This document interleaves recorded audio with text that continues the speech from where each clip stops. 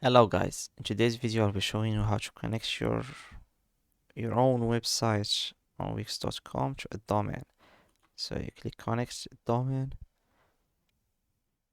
a custom domain, enter the web address you want for your website.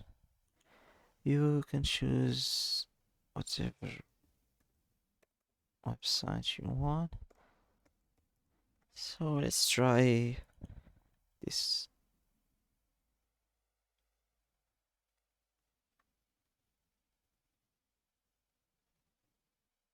What domain you want to connect to my site is available and get it. To get your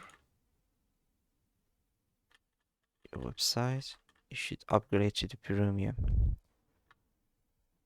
And to upgrade to the premium plan, we have another video for this. This is all for today. Thanks for watching.